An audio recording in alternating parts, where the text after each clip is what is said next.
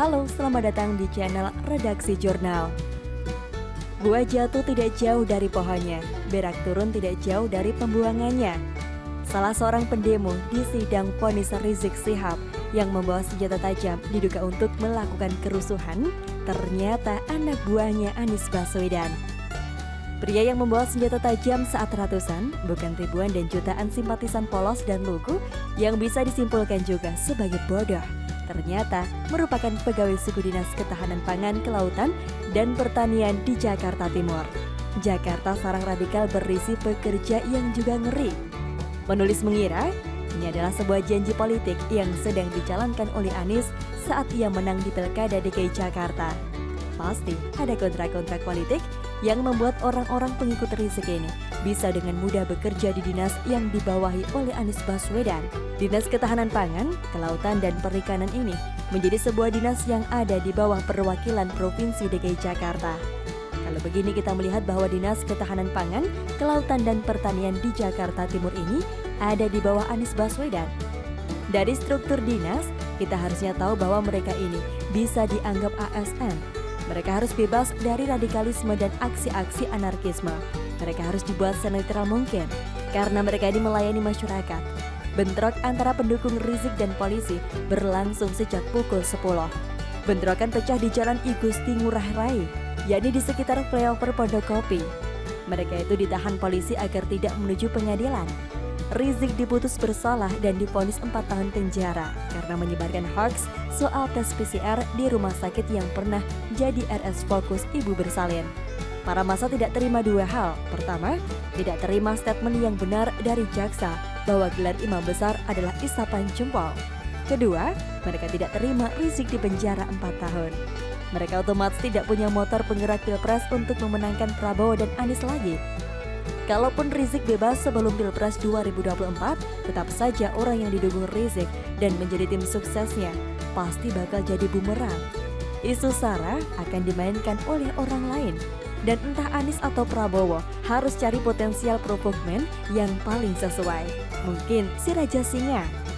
Kembali ke pembawa senjata tajam itu, ternyata benar bahwa Dinas KPK menyatakan bahwa cowok bego itu adalah karyawannya. Aneh banget sih, ketika tahu itu karyawan Dinas KPKP, kok langsung dibebaskan? Padahal kan jelas dia ada di tempat demo dan bawa senjata tajam. Apakah ada upaya untuk menyelamatkan wajahnya Anies atau tidak? Saya nggak yakin. Tapi yang pasti, dia ini anak buahnya Anies. Apakah dengan membawa senjata tajam di demo dan ditangkap hanya karena dia anak buahnya Anies, maka malamnya langsung dibebaskan? Semoga saja ada yang bisa menjawab ini dan memberikan konfirmasi agar kita bisa lebih memahami kenapa orang ini dibebaskan.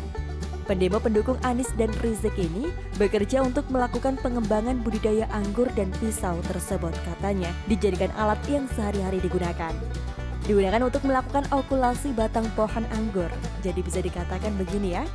Jadi ada seorang yang bekerja di Dinas KPKP, lalu kebetulan ada di tempat demo Rizik, kebetulan ditangkap, kebetulan bawa pisau, kebetulan yang membagongkan sekali. Jadi ketapelnya buat apa? Buat nyabit anggur? Saya berharap ada yang bisa memberikan keterangan yang mungkin bisa masuk akal gitu. Kenapa bisa kebetulan-kebetulan gitu sih? Pekerja di bawah Anies Baswedan ini jelas. Kalau lepaskan orang ini hanya karena dia petugas KPKP yang memang kesehariannya bawa pisau, iya aneh banget. Tempatnya jelas, ada di tempat demo. Kenapa dia ditangkap? Juga sepertinya jelas. Orang kalau hanya bawa pisau, lalu ditangkap tiba-tiba, ya aneh dong. Pasti ada yang ia kerjakan dulu sehingga menarik perhatian aparat dan dia ditangkap. Jadi artinya orang ini diduga sangat kuat merupakan bagian dari pembela Rizik yang melakukan tindakan yang mencuri perhatian aparat. Saya yakin kok kalau dia nggak ngapa-ngapain atau nggak melakukan tindakan aneh-aneh, aparat pasti diamkan. Alasannya membagongkan. Begitulah bagong-bagong. Halo, selamat datang di channel Redaksi Jurnal. Nasib menyedihkan Rizik usai vonis dan Anies usai jabatan habis 2022. Ditulis oleh Anto Cahaya di siwar.com. Rizik Syihab dan Anies Baswedan, dua tokoh yang cukup mencuri perhatian. Kebetulan sama-sama memiliki garis leluhur atau nenek moyang dari kaum Hadramaut, Yaman. Belakangan malah di banyak kesempatan Rizik disebut cucu Nabi. cucu yang keberapa tidak dijelaskan. Berbeda dengan Bahar Smith yang secara terang benderang mengaku cucu yang ke-29. Tapi entah mengapa cucu Nabi tapi memilih penjara sebagai bagian dari perjalanan hidup mereka. Tahanan politik, bukan kasusnya tidak heroik seperti para tokoh besar pada umumnya. Rizik kasus yang menjeratnya masuk Hotel Prodeo kali ini. Pertama, Prokes Petamburan. Kedua, Prokes Megamendung. Ketiga, Rumah Sakit Umi. Menghalangi penanganan wabah penyakit menular, jadi bukan tapol, kelakuannya bengal, akhirnya ditampol.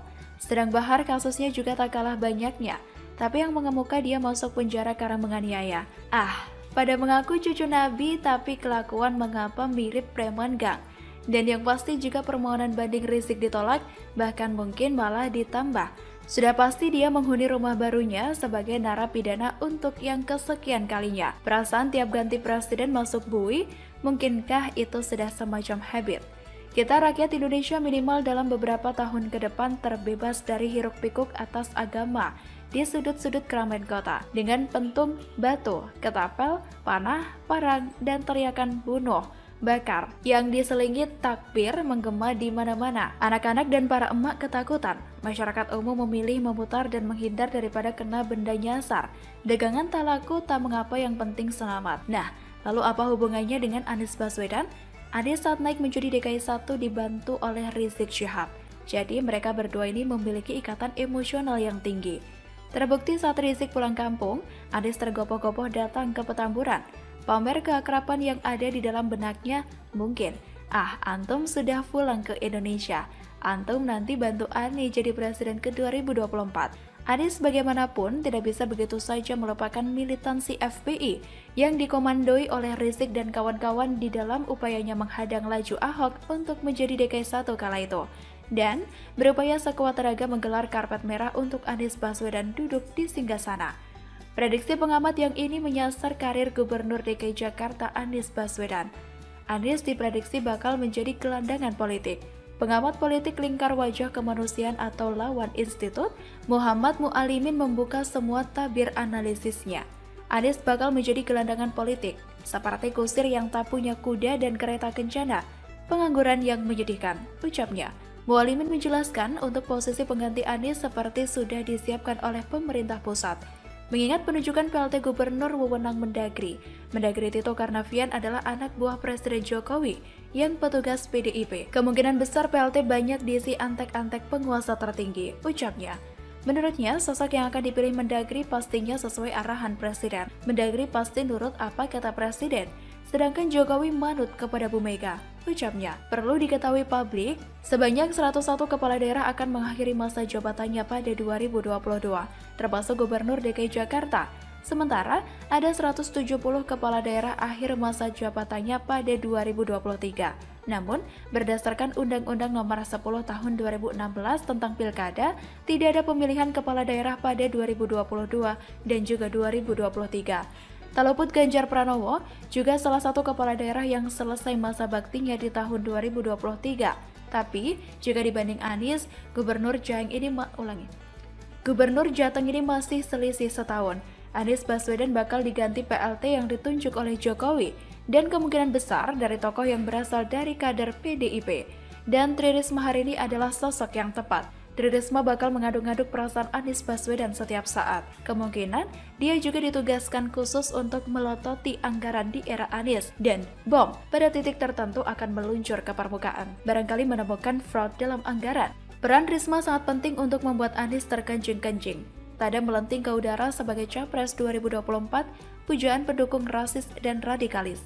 Tapi nasibnya bisa jadi tersandera oleh kata-katanya sendiri. Setiap waktu harus siap mempertanggungjawabkan uang rakyat, yang mungkin saat digunakan terendus adanya window dressing. Serba mungkin namanya juga permainan politik, semakin digosok, makin sip. Demikian, salam.